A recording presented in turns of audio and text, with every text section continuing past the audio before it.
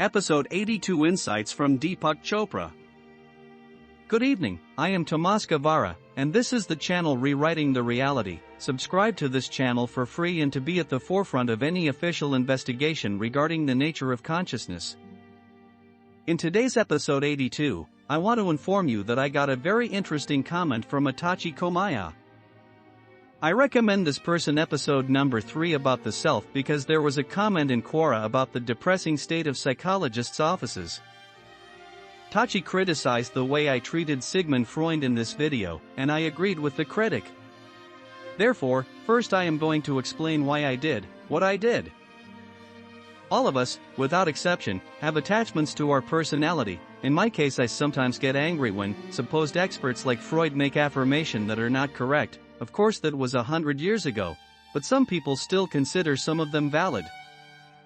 Tachi also commented that I don't offer proof in my videos, but watching only one of 81 videos available and talking about the lack of evidence is premature and inaccurate. However, that made me rethink my purpose, and I decided to write a series of books, 2 of which are already published, and you can find them on Amazon. That is why I didn't publish any other video until today. Everybody knows Dr. Deepak Chopra. He studied medicine in India before emigrating in 1970 to the United States, where he completed a residency in internal medicine and a fellowship in endocrinology. As a licensed physician, in 1980 he became chief of staff at the New England Memorial Hospital. In 1985, he met Maharishi Mahesh Yogi and became involved in the Transcendental Meditation movement. Shortly thereafter, Chopra resigned his position at NEMH to establish the Maharishi Ayurveda Health Center. In 1993, Chopra gained a notoriety after he was interviewed about his books on the Oprah Winfrey Show.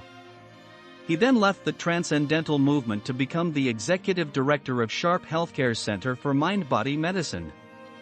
In 1996, he co-founded the Chopra Center for Wellbeing. He recently published a book called Why You Aren't Conscious and Never Have Been, that called my attention because it doesn't make sense. He wrote this book in collaboration with Mina C. Kafados, Ph.D., who was a Greek-born American physicist and a writer on spirituality and science. His publications include The Non-Local Universe and The Conscious Universe. Kafados has written and lectured extensively promoting discourse between science, spirituality, and religion.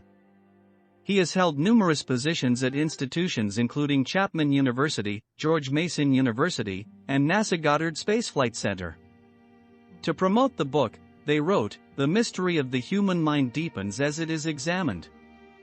Somehow, between 100,000 and 30,000 years ago, it is surmised, our ancestors learned to think far beyond any other creature's ability.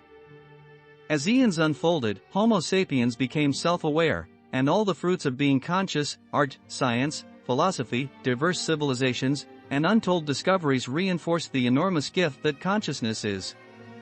But there were many flies in the ointment, among them the following. 1. We don't know where thoughts come from or can predict the next one that will arise.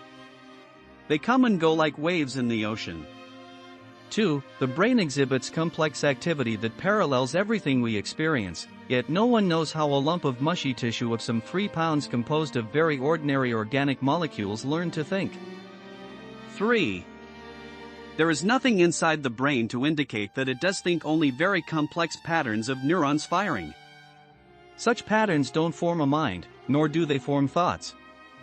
For, in everyday terms, no amount of self-awareness has curbed the human predisposition for violence, which erupts on every scale from schoolyard bullying to genocidal wars. No one can explain, predict, or cure the depression and anxiety that are endemic to the human race. At the same time, there is no formula for being happy or a working theory about whether we are inherently meant to be happy. One alternative is simply to accept these opaque problems and go on with life as normal. But if we delve further into the mystery of the mind, a revolutionary finding emerges. All the issues we've cited result, directly or indirectly, from the same starting point, the physical universe. Once you build reality up from matter, anything you want to know about the mind must fit that physical model. But it just doesn't. You can't make quarks, atoms, and molecules think, no matter how much you study the human brain. Both are prominent figures, therefore that proof that they don't know what consciousness is or how the brain function. What they wrote in their respective books is their objective knowledge or their objective awareness. That is another way to explain what we objectively know. In all their books they agreed with what I have explaining in my videos.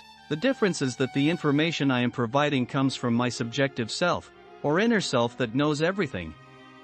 Don't misunderstand me, the information I am providing is only partial information about what the consciousness is.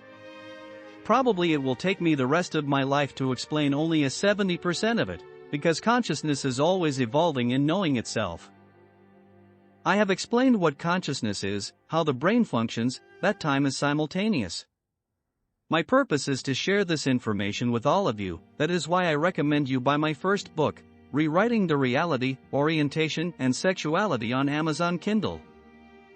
Don't forget to subscribe to this channel.